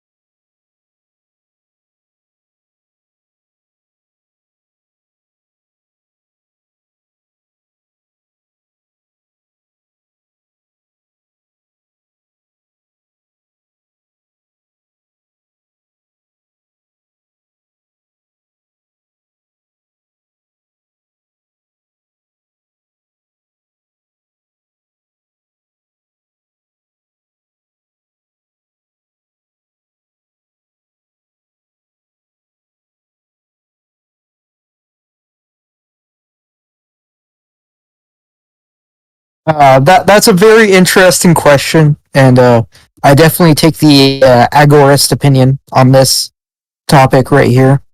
And personally, I think electoralism has almost completely failed us. And the best way to move forward, instead of like voting for this third party that will never get into office, we should instead focus on building communities and focus on reaching out to normal everyday people who aren't involved in politics and help convince them that there is a way outside of the state and outside of the way of government we live in now to live in a more free society.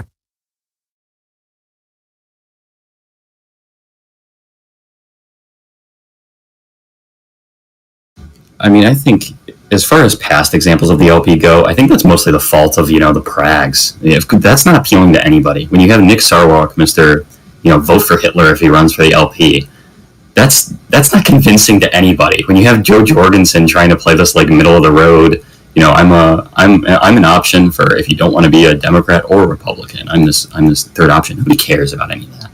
I think what people care about is they care about principles, like ultimately. Maybe they don't like actually go into the technical theory, but I think they realize when people are telling the truth, and that's what makes Ron Paul so unbelievably popular, especially at that time. And I think now that the Mises Caucus is in charge of the Libertarian Party, again, I think the majority of it is messaging by far, and I think that Dave Smith can do a lot of, and Angela McArdle and Michael Heiss and all those people can do a lot of really good work on a national level. I don't think they're going to make any practical change there. But then even in terms of a local level, I think the Libertarian Party is probably useless in red areas. Not going to work. In blue areas, maybe. I mean, you could probably help increase their legitimacy, but also probably not going to work. I think the only place that seems to have any sort of libertarian success is the Free State Project, which, as far as I can tell, I endorse, except for one of the candidates. And it's not Jeremy Kauffman.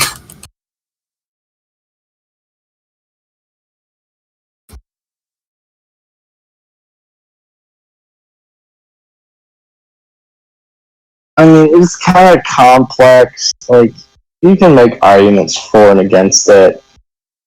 But the fact of the matter is, it just got a complete overhaul. So, like, anything you can say based on the last 15, 20 years of history is completely mute. Not completely, but, to an extent, right? Because things are going to be drastically different now. So, are we going to do better now? Maybe. And not only that, but of course, the political landscape changes a lot over time as well. So it's really tough to say. I mean, what I would love to see, if I could just snap my fingers, is for all those people to run to the Republican Party, all the people running as candidates to be in the Republican Party and everything. And then I think we could actually get stuff done. Like, it's just, I don't know, it's just kind of weird focusing on the whole, like, third-party thing when clearly we live in a two-party country. It would have been great to see all the effort that went into the Mises Caucus, which was completely masterful. Right? Like, imagine if they just did that to the Republican Party. Like, imagine how many good things it could have got done. Sorry, are you still going? But obviously that's not going to happen. I can't snap my fingers and make that happen. So, I wish them the best of luck. I am a registered member of the Libertarian Party, by the way. I'm not a registered Republican, but when it comes to voting for certain libertarians, I'm usually pretty skeptical. As far as that goes, I don't think, I'll keep this short, the Mises Caucus, the reason they did it in the LP is because it's more realistic for that group to take over the LP. And I mean, they did it with 70%, but how much harder would that be with the GOP? How many people out there? It's like, and I think Dave Smith makes this in a debate, at this point in a debate with, it might have been with, no, I think it was with Eric Brakey, but yeah, maybe the Libertarian Party is some beater car, like right next to you, but you know, it's in your garage. And maybe the Republican Party is some Ferrari that can drive to your goal much, much faster, but it's like an ocean away. There's not really much of a realistic choice there. Well, right. What you have. And I can make a few arguments for and against it. Like I said, like I could point to the fact that I think they're making the libertarians look much better, and they're convincing a lot more libertarians to go in a much better direction. So yeah, I think there's definitely like good arguments to make there. Like I have pretty neoconservative parents, and when the Mises Caucus took over, I like messaged my mom when I'm on GOP. But at the same time, like yeah, okay, maybe doing it with the GOP, trying to get in there and infiltrate them, like it would be much more difficult, of course. But each success is going to have a lot better consequences, I would say. Right, like if even if you just get like a few small offices and stuff like that, I think that's going to go a much longer way than just kind of having this third party that's mostly just a money drain. I think the issue with both strategies here, using the LP or integrating yourself into the Republican Party, ultimately falls into the same issue. And that issue is you can't win against these people at their own game. The game is completely rigged against the concept of freedom at all. And I genuinely do believe that there is no way for electoralism to, like federal electoralism, to get us to the place that we want to be, where we get as much freedom as possible. Because fundamentally, with the way the system is set up, it's stacked all against us, and we cannot win at their own game. Yeah, I mean, you're not going to find any disagreements with me. I don't know. I don't think you will with them either, as far as like the practicality of taking like a national seat over. I mean, the kind of libertarians that you have what? Thomas Massey and Rand Paul are the closest you got. I'm not to hate on them or anything, but I mean, that's 2 out of tons. But that said, I don't think that that's really the main use for the LP. I think the main use for the LP is you want to kind of foster this idea of rebellion in people. They already, the country is split more than ever now. Well, again, I don't know about that. There were circumstances in the past where it was really split, but still, it's very, very split. And you've got a whole bunch of people who hate the established corporate press, who think it's literally the enemy of the people, which is great. And I think the LP, as an outsider, they're not going to get invited to any of the debates or anything that Democrats and Republicans can do. But Dave Smith, and the LP, they will get invited onto places like Joe Rogan. And they'll be able to use both a political message on those platforms and this political party when people are thinking of it, when people are thinking about politics once every 4 years, and then they'll tune into these other shows to watch what Dave Smith has to say, and they will get outraged over the fact that the established corporate press aren't going to let them on. That's what you want. You want these people totally thinking democracy is garbage, totally thinking the state and the corporate press. You want to push this to its limit, and I think the LP is the best way to do it. I think if you ran on the GOP, or if the Mises Caucus even had the capability to do what they did in the LP, in the GOP, you would probably just see Dave Smith or whoever else would run, just be pushed to the sidelines and just be slowly silenced.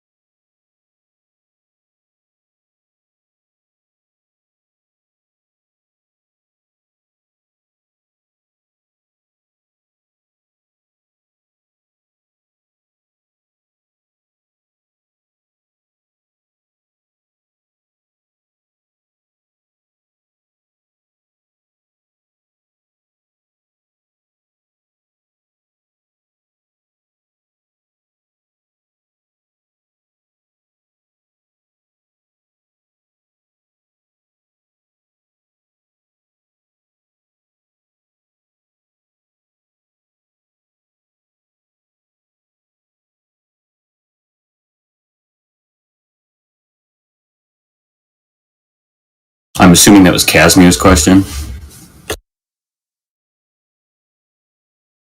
Okay. All right. Personally, I think it's how tight-knit these communities are that ultimately allows them to thrive even under the same pressure that we face. Ultimately, I think, like I said, it's how cohesive these communities are and how tight-knit they are. They have ways that they can exist inside the status quo and still be able to be as free as possible. And that is ultimately because they have respect for each other and respect for their communities. And I think that's a very important thing that we need to learn from communities like Orthodox Jews and, the Amish and, communities such as that.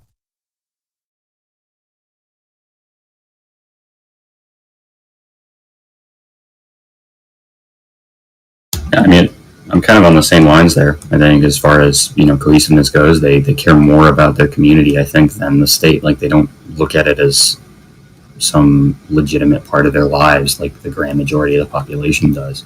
They just kind of ignore it. They have their own ways of doing things that I think can be emulated. But I, unlike the Amish, want to still be part of the, division of labor. I want my phone. I'm going to be honest. I want my computer. But, yeah.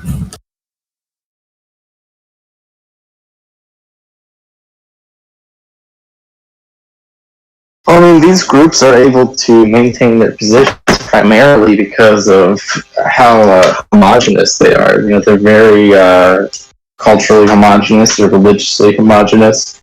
Like, they all have the same vastly differ from me on different things. Even if they agree on some things, like, broadly speaking, libertarianism, which itself is a relatively broad ideology, which, if I have a community with a bunch of people who are like-minded culturally and like-minded religiously, then yeah, I will be able to get along with them like that.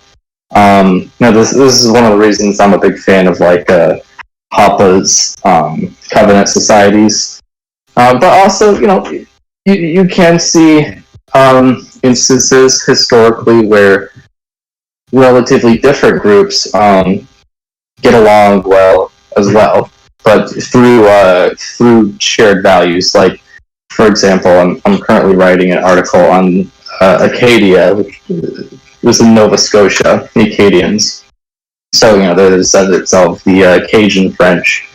And when they settled in Nova Scotia, they were alongside a bunch of Mi'kmaq Native Americans. And the Mi'kmaq shared to the Acadians' Catholicism and actually compatible with it. And when the Acadians settled, they shared their religion, they shared different traditions they had, and both groups got along well, and they intermarried and everything. And then the British came along and ruined it all. But I'm not advocating an ethno-nationalism or a segregation or anything like that. But clearly, you have to have a pretty large amount of values in common in order for something like that to work. And of course, with the Amish and some of these groups, they do have some extreme value systems which kind of force them into this position where they have to be in these tight-knit communities and stuff like that. So they're much more incentivized to do so because, like in the case of the Amish, they believe they're going to have certain. I'm not super familiar with Amish theology, so I might be butchering it, but they have incentives because they believe they'll have certain rewards in heaven through living through this lifestyle, right? So it's not an earthly incentive, it's not an economic incentive per se, but it still is the same basic concept. You have incentives and they're going to act in certain ways based on those incentives. And just to add on there real fast, I think also another thing that helps, and this is something I think even Hoppa talks about and what must be done, is that I'm pretty sure Amish are pacifists. So if the federal government were to march to their door, they wouldn't resist anything. I think that helps grant this thing legitimacy. You can't, if the federal government were to march in and say, we're taking away your privileges to not, we're going to force you guys to go to the draft or whatever. I'm pretty sure they're exempt by and large because they're pacifists in their religious beliefs. People would be up in arms. I mean, it would be insane. You're going to march on this. You're going to march on this peaceful community of people who literally don't do anything at all to you. They commit nothing. But then, all shameless plug. But in the Wild West video that I made, I didn't really talk a whole lot about it. But there was a lot of the times when you had these wagon trains coming from east to west. Some of the most successful and largest communities were Mormons because they all shared the same kind of belief. Whereas in like these smaller wagon trains, they had to be kept smaller. They had a little more instances of conflict. Whereas you would have these, instead of 50 to 100 people wagon trains, you'd have like these 1,000-person trains full of Mormons, and that's because they shared common values with one another and could kind of they could relate. They didn't have to wonder whether their neighbor was doing something they didn't want. There's already kind of like a fabric of trust interlaid in that community. I gotta slightly disagree with Prax Ben on one thing, and this is mostly just pedantic, but from my experience and research and stuff like this, I've come to realize that the way that culture and cohesive communities form isn't necessarily through a homogeneity. It's more or less through the interactions of different people and how these cultures mesh together and form into more cohesive societies. Like, just like MRH said, with the Wild West, for example, a lot of the most stable communities in the Wild West, initially during the early Wild West, as an example, were like settlements and stuff on the edges, and they would actually have very good relationships with the natives. And the reason why this is because there was really no incentive for these two groups to butt heads with each other until the state came along. And I think the one of the main reasons why it works so well together with them isn't necessarily because they had shared values. I think it's actually because of the cultural differences they had and how unique it was to each party. Well, okay, you were talking about like the Native Americans, right? Like Terry Anderson's research. Is that what you're referring to? I kind of dozed out there. Okay, right. Well, which is definitely great research. But the thing there is, right. So they existed in more of a vacuum than we do, right? We're living in a very full society under a large state. If you have like, I don't know, think of some like random. If I have like a big group of Buddhists, I'm just gonna say Buddhists because I can't think of anything else to say. Like a big group of Buddhists, like down the street, right? Versus like a bunch of settlers on the frontier, and then like a big group of Native Americans. Those are going to be very different relationships because they established relationships with the Native Americans and peaceful relationships and trade because they're both like benefiting each other through different ways, right? I'm not going to have the types of extreme benefits and incentives as they did, right? Because I could never interact with those, like that Buddhist group on the other side of town and just like never even realize they exist. It won't really like do anything. Like, I mean, I can conceivably establish a relationship with them that will benefit me, and that's totally like okay. But I don't think that inherently is much of an argument against like the fact that homogeneity is really the biggest way to establish peaceful communities. Are you done? Also, I want to add too, as far as Terry Anderson and PJ Hill's writing goes, even on the Native Americans, it's not like the Native Americans were super peaceful. I mean, they were more peaceful than like there are people. It seems to be the two kind of common views of Native Americans of the time. One being they're like these environmentalist hippies who were totally peaceful and didn't actually harm anybody. And then there's that view where they're all at war all the time, and neither of them are entirely correct. But what you saw when you had peace between natives, it was because they were physically separated. You would have groups these small groups that shared values, and then they would peacefully trade with a group who was they were distanced from one another. But then when you had Europeans come over and give them the horse, basically, and you would have natives go, to places they no longer could, and basically intermingle with tribes that they didn't intermingle with before, you had conflict, and a lot of it. And that's what happened when you had colonials who came over to the West looking for beaver pelts. And most of the violence